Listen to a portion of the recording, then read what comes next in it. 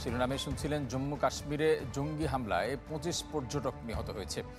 অনন্তবাগ জেলার পেহেলগামে বাইসারান এলাকায় ঘটনা ঘটে। ভারতীয় গণমাধ্যম বলছে, ট্র্যাকিং করার সময় পর্যটকদের উপর এই হামলা চালানো হয়। বন্দুকধারীদের ধরতে তল্লাশি চালিয়ে যাচ্ছে প্রশাসন। এই ঘটনায় নিন্দা জানিয়েছেন রাষ্ট্রপতি ও প্রধানমন্ত্রী। দোষীদের কেউ রেহাই পাবে না বলে হুঁশিয়ারি দিয়েছেন নরেন্দ্র মোদী। রক্তাক্ত কাশ্মীর। পেহেলগামের প্রাকৃতিক সৌন্দর্যের মাঝে পর্যটকদের ওপর ভয়াবহ জঙ্গি হামলায় স্তব্ধ গোটা ভারত।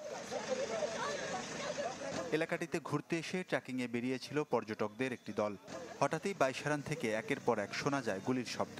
পরিবারের এক সদস্যের সামনে আরেক সদস্যকে হত্যা করে জঙ্গিরা। এ সময় কোনো অনুরোধই শোনেনি অস্ত্রধারীরা। স্থানীয়রা বলছেন, পর্যটকদের ভিড়েই মিশেছিল জঙ্গি সদস্যরা। হামলার পরই সেনা এবং পুলিশ ঘটনাস্থলে পৌঁছায়। জঙ্গিদের খোঁজে এলাকা ঘিরে শুরু হয় তল্লাশি। গুরুতর আহতদের সেনা হেলিকপ্টারে নেওয়া হয় আশপাশের হাসপাতালে। দেশটির রাষ্ট্রপতি দ্রৌপদী মুর্মু, প্রধানমন্ত্রী নরেন্দ্র মোদী, জম্মু ও কাশ্মীরের মুখ্যমন্ত্রী ওমর আবদুল্লাহ এবং কেন্দ্রশাসিত অঞ্চলটির লেফটেন্যান্ট গভর্নর মনোজ সিং ঘটনার তীব্র নিন্দা জানিয়েছেন।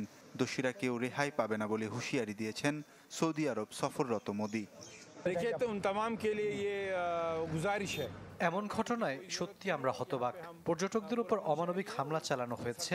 মৃতের সংখ্যা এখনই নিশ্চিত হওয়া যাচ্ছে না। আহত কয়েকজনের অবস্থা বেশ গুরুতর। এখনো হামলার দায় স্বীকার করেনি কোনো জঙ্গি গোষ্ঠী। তবে হামলার ধরন দেখে লস্করি তাইবা বা তার ছায়া সংগঠন TLM-কে দায়ী করছেন অনেকে। ওয়ালিউল্লাহ ফারুক, চ্যানেল 24। চীনের সাথে চলমান শুল্ক যুদ্ধের মধ্যেই ভারতের সাথে বাণিজ্য চুক্তির শর্ত চূড়ান্ত করেছে যুক্তরাষ্ট্র। 3 দিনের ভারত সফরে এসে প্রধানমন্ত্রী নরেন্দ্র মোদীর সাথে বৈঠকের পর এই সিদ্ধান্তের কথা জানান মার্কিন ভাইস প্রেসিডেন্ট JD ভ্যান্স। সোমবার বৈঠকে আনুষ্ঠানিকভাবে দুই দেশের মধ্যে বাণিজ্য চুক্তির রূপরেখা চূড়ান্ত হয়েছে। এবারের বাণিজ্য চুক্তিতে নতুন কর্মসংস্থান সৃষ্টি, স্থিতিশীল সরবরাহ চেইন গড়া ও শ্রমজীবী মানুষদের জীবনে সমৃদ্ধি আনার বিষয়ে জোর দেওয়া হচ্ছে। এদিকে মঙ্গলবার জয়পুরের এক অনুষ্ঠানে ভ্যান্স জানান, যুক্তরাষ্ট্র ও ভারত একসঙ্গে অনেক কিছু অর্জন করতে পারবে।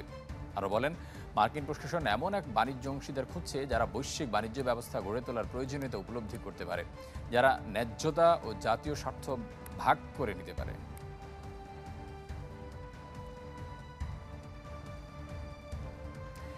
এবার ট্রাম্প প্রশাসনের বিরুদ্ধে মামলা করল ঐতিহ্যবাহী হার্ভার্ড বিশ্ববিদ্যালয়। সম্প্রতি $2.3 বিলিয়ন ফেডারেল তহবিল স্থগিত করার প্রতিক্রিয়ায় করা হয় এই মামলা। ট্রাম্প প্রশাসন ও হার্ভার্ড বিশ্ববিদ্যালয়ের উত্তেজনার পারদ যেন কমছেই না। বিশ্ববিদ্যালয়টিতে বরাদ্দ $230 কোটি কাটছাঁটের প্রস্তাবের পর নড়ে চড়ে বসেছে হার্ভার্ড কর্তৃপক্ষ। ইতিহাস সৃষ্টি করে ফেডারেল মামলা ঠুকে দিয়েছে ট্রাম্প প্রশাসনের বিরুদ্ধে। যুক্তরাষ্ট্রে এই প্রথম কোনো বিশ্ববিদ্যালয় সরকারি সিদ্ধান্তের বিরুদ্ধে মামলা করল। মামলার ফলে সরকারের সাথে বড় ধরনের সংঘর্ষে জড়ালো যুক্তরাষ্ট্রের অন্যতম মর্যাদা সম্পন্ন বিশ্ববিদ্যালয়টি। বোস্টনের ফেডারেল আদালতে করা মামলায় বলা হয়েছে, ইহুদি বিদ্বেষ কমানোর নামে ট্রাম্প প্রশাসন দেশের শীর্ষস্থানীয় বিশ্ববিদ্যালয়গুলোর গবেষণা তহবিল আটকে দিচ্ছে, হস্তক্ষেপ করার চেষ্টা করছে একাডেমিক কার্যক্রমে, যা অন্যায্য ও বেআইনি হিসেবে দাবি করেছে হার্ভার্ড। শুধু হার্ভার্ড নয়, উচ্চ শিক্ষা প্রতিষ্ঠানের বিরুদ্ধে প্রশাসনের এমন বিরূপ আচরণের বিরুদ্ধে রুখে দাঁড়িয়েছে আরও কিছু বিশ্ববিদ্যালয়। এই সংক্রান্ত এক যৌথ বিবৃতি দিয়েছে শতাধিক বিশ্ববিদ্যালয়, যাতে বর্তমান সরকারের নেওয়া পদক্ষেপকে উচ্চশিক্ষা প্রতিষ্ঠানের ওপর কঠোর হস্তক্ষেপ ও রাজনৈতিক প্রভাব হিসেবে অভিহিত করা হয়। সম্প্রতি হার্ভার্ড সহ বেশ কিছু বিশ্ববিদ্যালয়কে মার্কিন সরকারের জুড়ে দেওয়া কিছু শর্ত অনুযায়ী পাঠ্যক্রম ও ভর্তি প্রক্রিয়া সম্পূর্ণ করার প্রস্তাব দেওয়া হয়। একই সাথে বিশ্ববিদ্যালয়ের তহবিল, ছাত্র ও শিক্ষকের তথ্য জানতে চায় প্রশাসন, যা প্রত্যাখ্যান করে বিবৃতি দেয় হার্ভার্ড। এরপর অন্য বিশ্ববিদ্যালয়গুলো পর্যায়ক্রমে প্রশাসনের হঠকারী সিদ্ধান্তের বিরুদ্ধে প্রতিবাদ জানাতে থাকে। জানুয়ারিতে দ্বিতীয় মেয়াদে ট্রাম্প ক্ষমতায় আসার পর থেকে যুক্তরাষ্ট্রের শীর্ষ বিশ্ববিদ্যালয়গুলোর বিরুদ্ধে পদক্ষেপ নেওয়া শুরু করেন। তার অভিযোগ, কিছু বিশ্ববিদ্যালয় গত বছর ফিলিস্তিনপন্থী বিক্ষোভ সঠিকভাবে পরিচালনা করতে পারেনি। বিশ্ববিদ্যালয় কর্তৃপক্ষের উদাসীনতার কারণে ক্যাম্পাসে ইহুদি বিদ্বেষ বেড়েছে।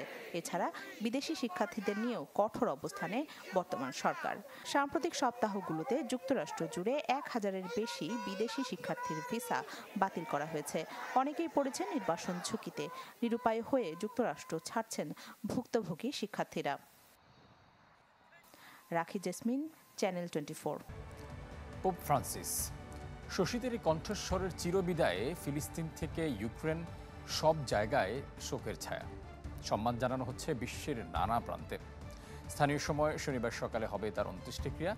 শেষ ইচ্ছা অনুযায়ী সমাহিত করা হবে রোমের ব্যাসিলিকায়।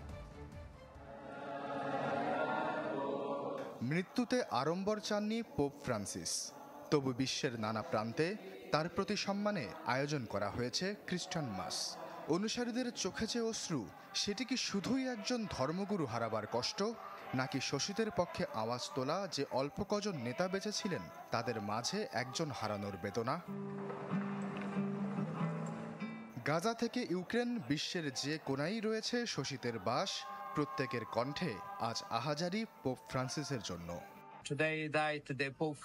পোপ ফ্রান্সিস শুরু থেকেই গাজার ফিলিস্তিনিদের পক্ষে ছিলেন। গেল 1.5 বছরে লাগাতার তিনি যুদ্ধবিরতির আহ্বান জানিয়ে আসছেন।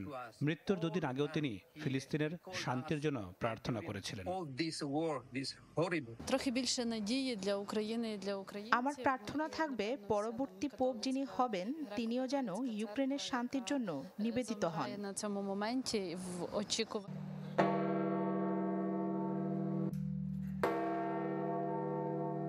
এদিকে ভ্যাটিকানে ফ্রান্সিসের মৃত্যুর পর সবকটি প্রথা মেনে চলা হচ্ছে অক্ষরে অক্ষরে।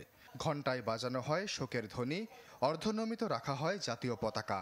এরই মাঝে বন্ধ করা হয় পুরনো সেই চেম্বার। ক্যামারলেঙ্গোর উপস্থিতিতে সিলগালা করা হয় পোপ ফ্রান্সিসের বাসভবন। ভেঙে ফেলা হয় পোপের আঙ্গুলে শোভা পেত যে ফিশারম্যানস রিং। এক বিবৃতিতে ভ্যাটিকান কর্তৃপক্ষ জানায়, মস্তিষ্কে রক্তক্ষরণ ও হৃদরোগে মৃত্যু হয় পোপের। প্রকাশ করা হয়েছে তার শেষ ইচ্ছা ও নির্দেশ সম্বলিত চিঠি, যাকে বলা হয় ফাইনাল টেস্টামেন্ট। সেখানে তার মৃত্যু পরবর্তী কার্যক্রম পরিচালনার দিক নির্দেশনা দিয়েছেন ফ্রান্সিস। বলেছেন, মরদেহ যেন ভ্যাটিকানের বাইরে সমাহিত করা হয়, এজন্য বেছে নিয়েছেন রোমের ব্যাসিলিকা অফ সেন্ট মেরি গির্জা। তাগিদ দিয়েছেন বাড়তি সাজসজ্জা ও আড়ম্বর ছাড়াই সমাহিত করার। আশ্বাস চৌধুরী, চ্যানেল 24। এদিকে পোপ ফ্রান্সিসের প্রয়াণের পর অন্তর্বর্তী পোপ হিসেবে দায়িত্ব পালন করবেন Irish American cardinal Kevin Pharrell. নিয়ম অনুযায়ী নতুন পোপ নির্বাচন ও তার দায়িত্ব নেওয়া অবধি ভ্যাটিকান পরিচালনার গুরুভার সামলাবেন এই কার্ডিনাল। আর এই ভূমিকায় কেভিন ফারেলকে 2019 সালে মনোনীত করে গেছেন পোপ ফ্রান্সিস নিজেই। পোপ ফ্রান্সিসের মৃত্যুতে ভ্যাটিকান সহ গোটা বিশ্বেই নেমে এসেছে শোকের ছায়া। তার উত্তরসূরি কে হবেন তা নিয়েও চলছে নানা জল্পনা।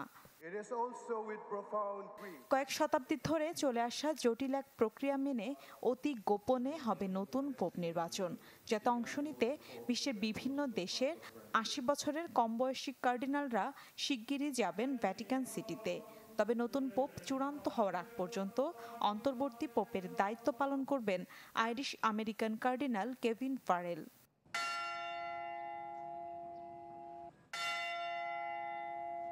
পোপ ফ্রান্সিসের মৃত্যুর খবর প্রথম বিশ্ববাসীকে দিয়েছিলেন কেভিন ফারেলি। কাঁধে তুলে নেন ক্যামারলেঙ্গোর দায়িত্ব। নিয়ম অনুযায়ী নতুন পোপ নির্বাচন ও তার দায়িত্ব নেওয়া অবধি ভ্যাটিকান পরিচালনার গুরুভার সামলাবেন কেভিন ফারেল। এই দায়িত্বের জন্য 2019 সালেই তাকে মনোনীত করেছিলেন পোপ ফ্রান্সিস। শুধু প্রশাসনিক দায়িত্বের ক্ষেত্রেই নয়, পোপ ফ্রান্সিসকে শ্রদ্ধা জানানোর প্রথাগত আনুষ্ঠানিকতার নেতৃত্বেও থাকবেন কেভিন ফারেল। কেভিন ফারেলের জন্ম 1947 সালে আয়ারল্যান্ডের ডাবলিনে। পড়াশোনা করেছেন স্পেনের সালামানকা ইউনিভার্সিটি ও ইতালির রোমে পন্টিফিকাল গ্রেগরিয়ান ইউনিভার্সিটিতে। 77 বছর বয়সী কার্ডিনাল কেভিন ফারেল জীবনের 30 বছরের বেশি সময় যুক্তরাষ্ট্রে বিভিন্ন গির্জায় দায়িত্ব পালন করেছেন। 2007 সালে যুক্তরাষ্ট্রের ডালাসে তাকে বিশপ পদে নিয়োগ দেওয়া হয়। 2016 সালে তাকে ভ্যাটিকানে আনেন পোপ ফ্রান্সিস। তার পদমর্যাদা কার্ডিনালে উন্নীত করা হয়। মিলা খন্দকার, চ্যানেল 24। গেল কয়েক মাস ধরেই দালাল চক্রের প্রতারণায় রাশিয়া ইউক্রেন যুদ্ধে জড়িয়ে পড়েছে বহু বাংলাদেশি, যাদের অনেকেই দেশে ফিরতে চাইছেন দূতাবাসের সাহায্য। কয়েকজনের অভিযোগ, বারবার যোগাযোগের পরও মিলছে না কাঙ্ক্ষিত সাড়া। এ নিয়ে আরও জানাতে মস্কো থেকে এই মুহূর্তে আমাদের সাথে যুক্ত হচ্ছেন সহকর্মী তারেক মাহমুদ। আমরা যাচ্ছি তার কাছে। তারেক, যেসব বাংলাদেশি আটকা পড়েছেন তাদেরকে ফেরত পাঠাতে বাংলাদেশ দূতাবাস কি কার্যক্রম হাতে নিয়েছে? ধন্যবাদ আপনাকে। আমরা ঠিক অনেক দিন থেকে এই বিষয়টা নিয়ে কাজ করছিলাম যে মস্কোর যে ইউক্রেনের সাথে যে যুদ্ধ চলছে রাশিয়ার, সেখানে অনেক বাংলাদেশি তারা এখানে এসে যুদ্ধে যোগ দিয়েছেন, কেউ স্বেচ্ছায়, কেউ দালাল চক্রের প্রতারণায় পড়ে। কিন্তু কোনো অফিসিয়াল চ্যানেলে কিন্তু তারা এখানে আসেননি, যার কারণে এখান থেকে তারা যখন ওখানে যুদ্ধে যোগ দিচ্ছেন তাদের সাথে এর কিছুদিন পর পরই তাদের পরিবারের সাথে যোগাযোগ বিচ্ছিন্ন হয়ে যাচ্ছে। এদের মধ্যে কেউ নিহত হচ্ছেন, কেউ আহত অবস্থায় চিকিৎসাধীন রয়েছেন। কিন্তু যেটি গুরুত্বপূর্ণ বিষয়, তারা ওখান থেকে যে তাদেরকে ফিরিয়ে আনা হবে, এই প্রসেসটা কিন্তু খুবই কঠিন। ওরা তাদের স্বেচ্ছায় ওখান থেকে ফিরে আসার কোনো সুযোগ নেই এখন পর্যন্ত। কারণ রাশিয়ার যে পক্ষ থেকে এই বিষয়গুলো নিয়ে কখনো স্পষ্ট বিবৃতি বা কোনো কিছু তথ্য আমরা কখনোই পাওয়া যায়নি। সেখানে বিভিন্ন দেশের লোকজন যুদ্ধে জড়াচ্ছেন, কিন্তু সবারই বলতে গেলে একই অবস্থা।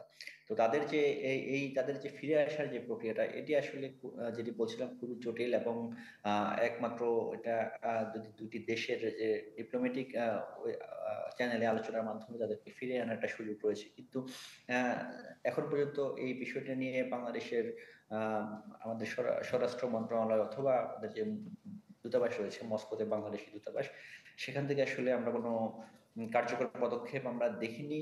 আর আমরা বিষয়টা নিয়ে দূতাবাসের সাথে যোগাযোগের চেষ্টা করেছিলাম বেশ কয়েকবার, সেটিও দূতাবাস এই বিষয়টা নিয়ে কথা বলতে অনাগ্রহ প্রকাশ করেছেন। আমরা অনেক কোনো তথ্য দূতাবাস থেকেও পাইনি। তো যার কারণে আসলে এখন পর্যন্ত ওখান থেকে কেউ ফিরে আসতে পারেনি, বা তাদের ফিরে আসার কোনো সুযোগও এখন পর্যন্ত দেখা যাচ্ছে না। তারেক, আপনাকে অসংখ্য ধন্যবাদ। দর্শক, মস্কো থেকে জানাচ্ছিলেন আমাদের সহকর্মী তারেক মাহমুদ। আমরা যাচ্ছি পরবর্তী প্রসঙ্গে। স্বাভাবিক ব্যবসা নয়, বরং অপরাধমূলক কর্মকাণ্ডে অর্থনীতি সজীব রাখছে মিয়ানমার সরকার। মাদক চাষ করে এরই মধ্যে বৈশ্বিক অপরাধের রাজধানী খেতাবে ভূষিত হয়েছে দেশটি। নিউ ইয়র্ক টাইমসের তথ্য মতে গেল বছর পুরো বিশ্বে $126 কোটি হেরোইন রপ্তানি করে মিয়ানমার। $1 মিলছে বিয়ার, মাত্র 25 সেন্টে বিক্রি হচ্ছে মেথামফেটামিন ও ইয়াবা। নিজেদের বাজার পেরিয়ে পার্শ্ববর্তী দেশগুলোতেও ছড়িয়ে পড়েছে মাদক। আর মাদক রপ্তানি করেই $1,000 কোটি আয় করছে প্রতিবেশী দেশ মিয়ানমার। গণতন্ত্রের পথে না হেঁটে সামরিক জান্তার হাতে পুরোপুরি বন্দী এই দেশটি। অবাধ প্রাকৃতিক সম্পদ থাকলেও নেই তার সুষ্ঠু ব্যবহার। প্রায় 4 বছর ধরে চলা সংঘাতে সৃষ্টি হয়েছে এক অস্থিতিশীল পরিবেশ, যে কারণে বেড়েই চলেছে অনিয়ম ও অপরাধের মাত্রা। আর তাতেই সুযোগ নিয়েছে সকল পক্ষ, বিদ্রোহী কিংবা সেনা, যেই হোক না কেন দেশটিতে প্রকাশ্যে চলছে আফিম বেচাকেনা, বনাঞ্চলে মাদক চাষ থেকে শুরু করে মানব পাচারের মতো ভয়াবহ অপরাধ, যা উঠে এসেছে নিউ ইয়র্ক টাইমসের অনুসন্ধানী প্রতিবেদনে। প্রতিবেদনে জানানো হয়, দেশটির শান রাজ্যে প্রকাশ্যই করা হচ্ছে আফিম চাষ। ইউএনওডিসির তথ্য বলছে, বর্তমানে হেরোইনের শীর্ষ রপ্তানিকারক দেশ মিয়ানমার। গেল বছর বিশ্বব্যাপী $126 কোটি হেরোইন রপ্তানি করে দেশটি। 2023 সালেও পূর্ব ও দক্ষিণ পূর্ব এশিয়ার দেশগুলো থেকে 190 টন মেথামফেটামিন জব্দ করা হয়, যা সরাসরি আসে মিয়ানমার থেকে। সাইবার ক্রাইম ও অনলাইনে প্রচারণার কেন্দ্রে পরিণত হয়েছে দেশটি, যাদের মূল টার্গেট ইউরোপ, আমেরিকা, চীন সহ 22টি দেশের নাগরিক। ক্রিপ্টোকারেন্সিতে বিনিয়োগের লোভে ফাঁদে ফেলা হয় তাদের। চলছে মানব পাচারও। নাদিয়া ইসলাম তুলি, চ্যানেল 24। এই ছিল আজকের ইসলামী ব্যাংক পিএলসি ওয়ার্ল্ড নিউজ টুডেতে। বিশ্বের গুরুত্বপূর্ণ সব সংবাদ বিশ্লেষণ জানতে চোখ রাখুন চ্যানেল 24-এর পর্দায়। এছাড়াও দেখতে পারেন ফেসবুক এবং ইউটিউবে। এতক্ষণ সাথে থাকায় ধন্যবাদ সবাইকে।